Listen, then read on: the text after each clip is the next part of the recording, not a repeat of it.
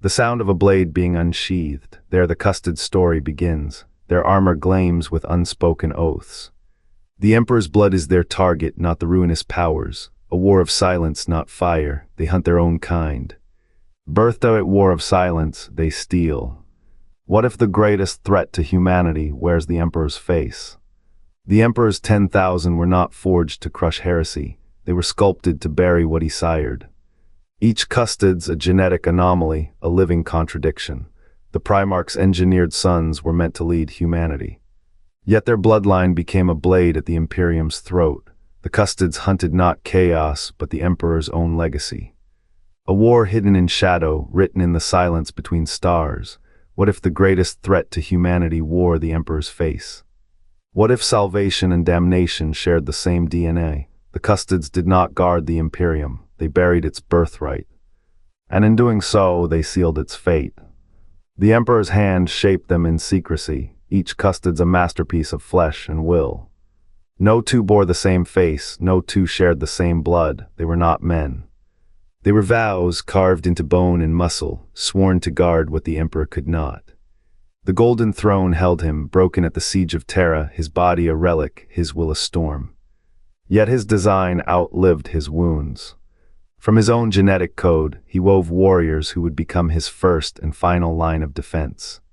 Each was sculpted with purpose, genes twisted, minds sharpened, bodies honed to perfection. They were not born, they were forged. Not to war, but to wait, to watch, to ensure no fragment of his line would ever rise again. The Imperium's birthright was not a crown, but a curse. The Emperor saw it in the mirror of his own blood. He saw the future, a galaxy drowning in the tides of his own legacy, so he made them.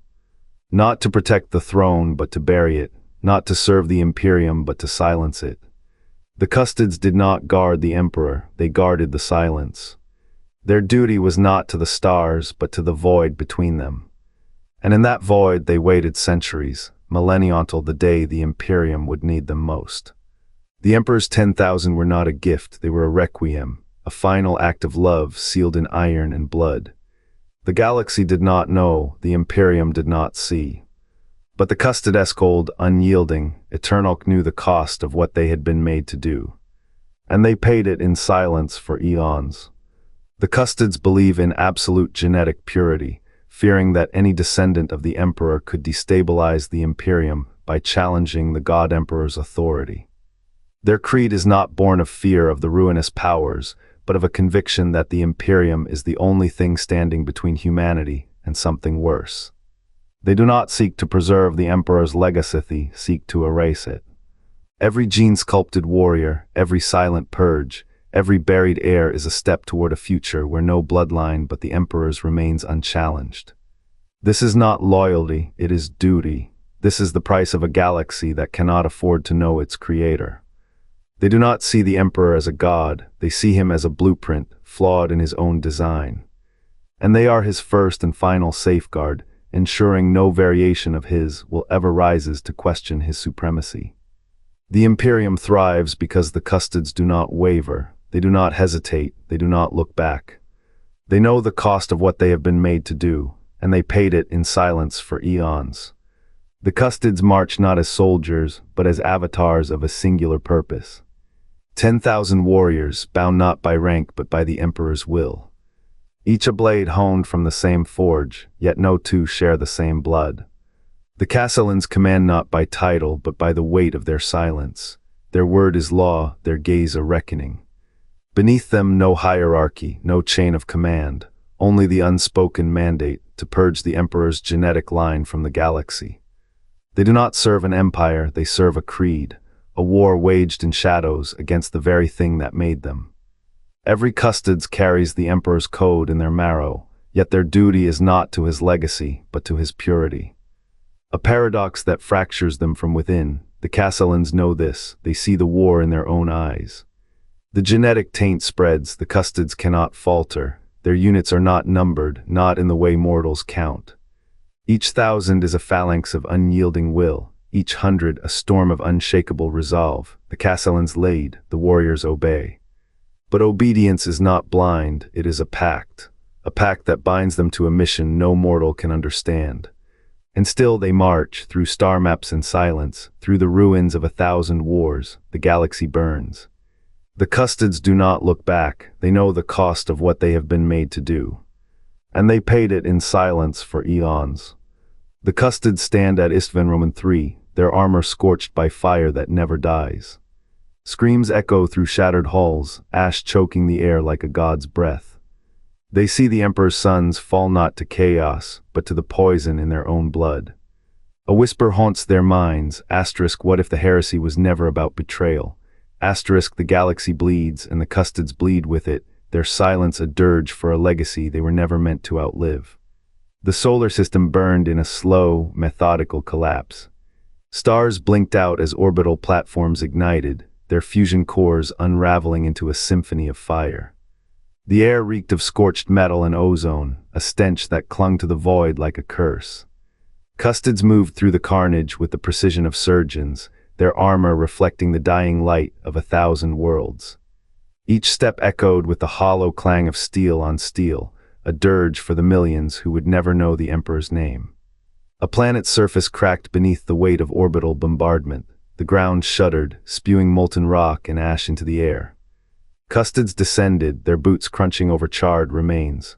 One among them, clad in obsidian plating, paused. His visor flickered at a momentary glitches, if the Imperium's own machines recoiled from what they witnessed. A child's toy melted into a twisted lump of plastic, lay half buried in the debris.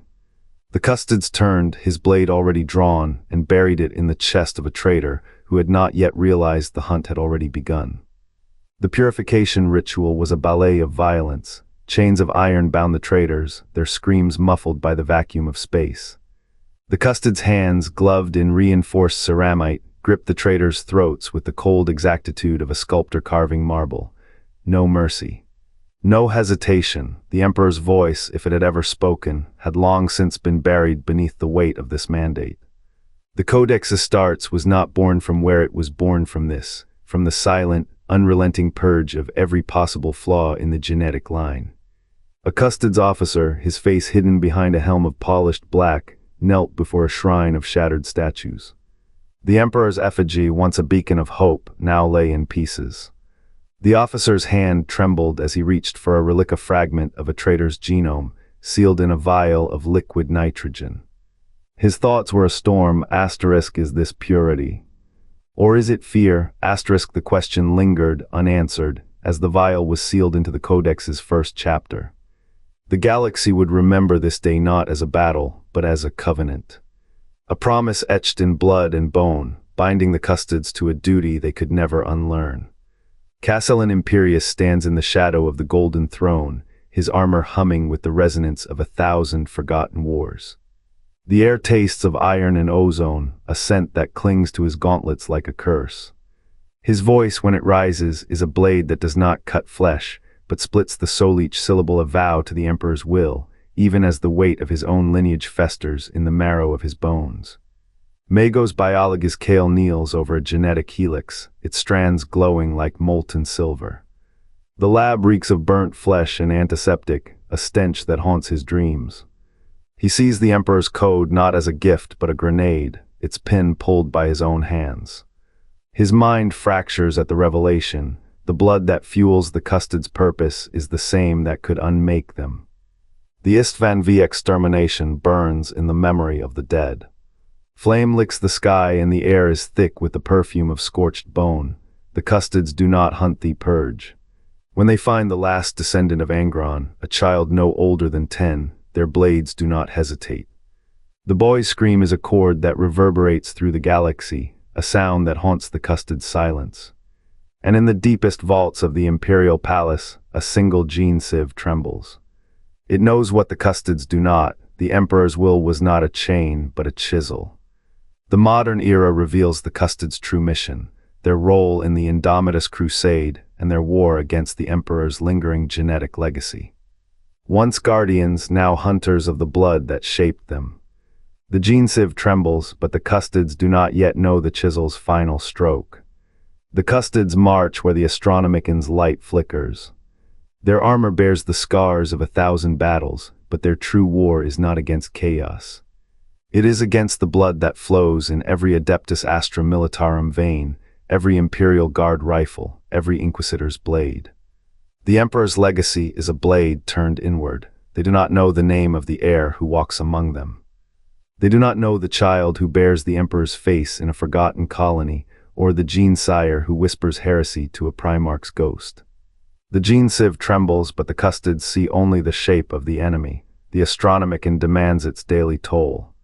1,000 psychers die each day to keep the Emperor's mind from unraveling. Their screams fuel the psychic beacon that guides the Imperium, yet the Custodes know what the Imperium does not. The Astronomicon is a cage.